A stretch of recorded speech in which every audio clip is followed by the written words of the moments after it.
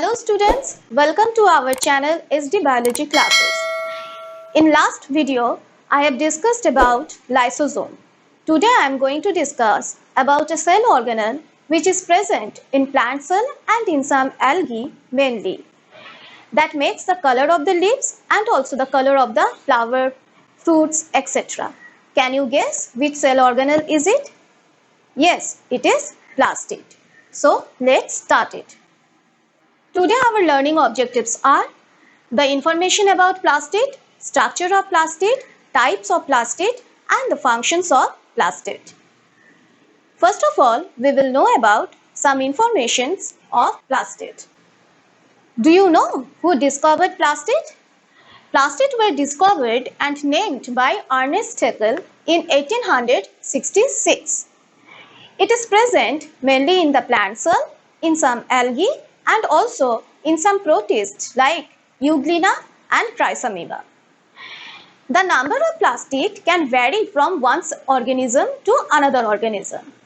In case of Chlamydomonas, an unicellular algae, the number of plastid is only 1, whereas in case of leaf mesophyll cells, the number can be 20 to 30. Now, we are going to know about the types of plastid.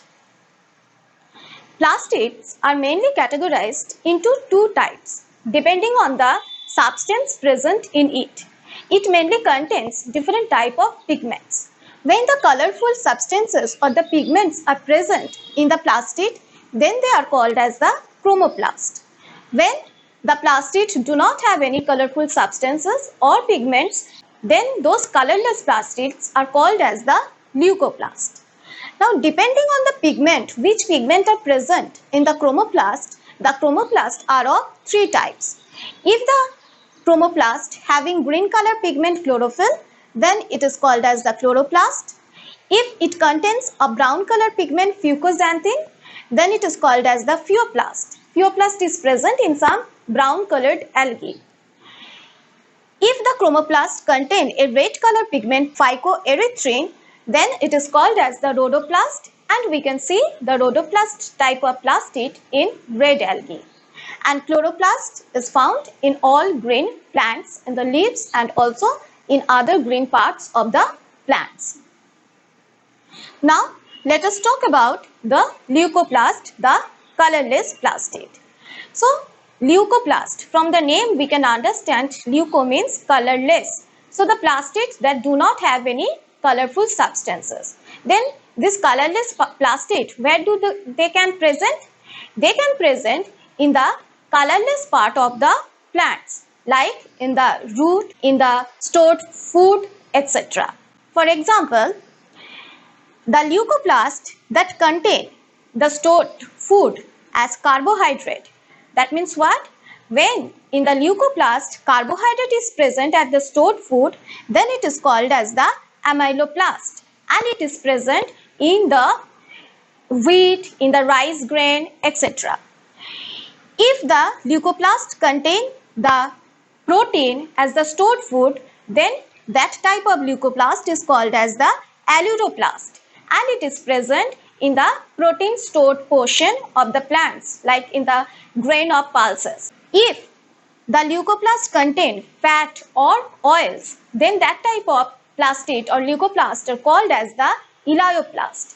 It present in the oil yielding seed of the plants. So here these are the different types of plastid.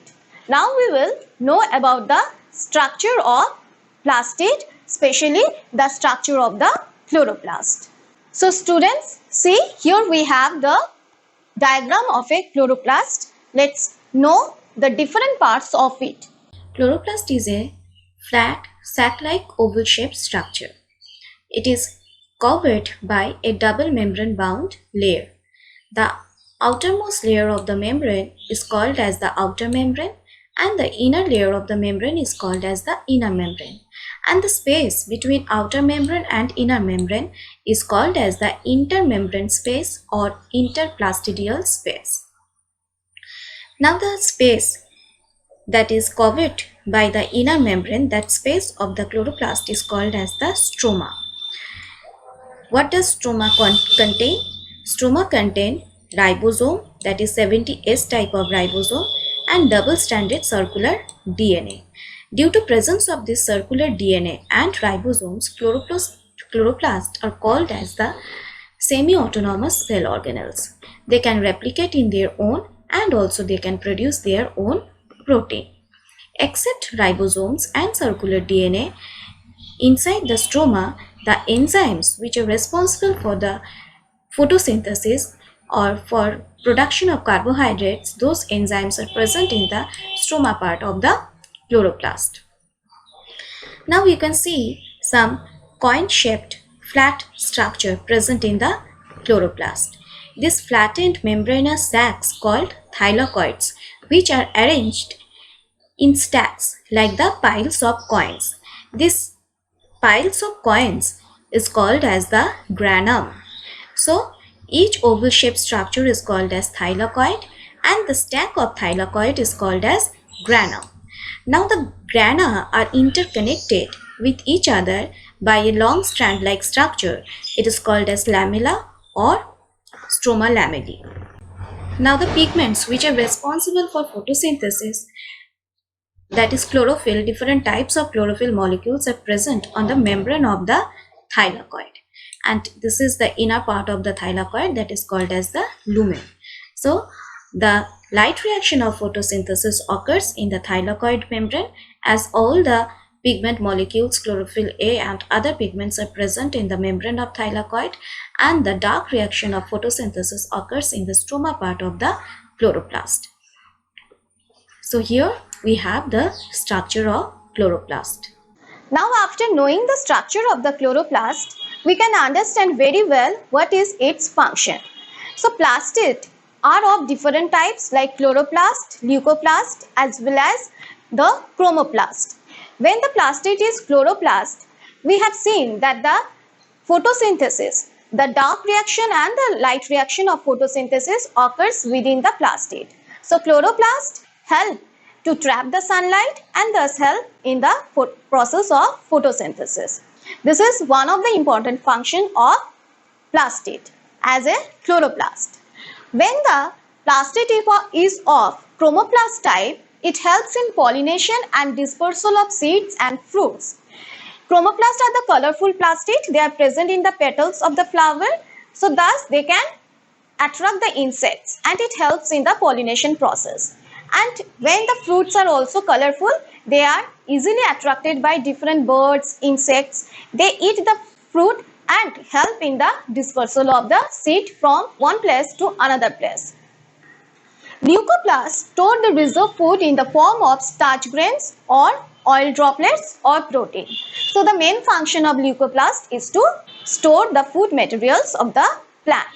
So these are some of the important functions of plastid.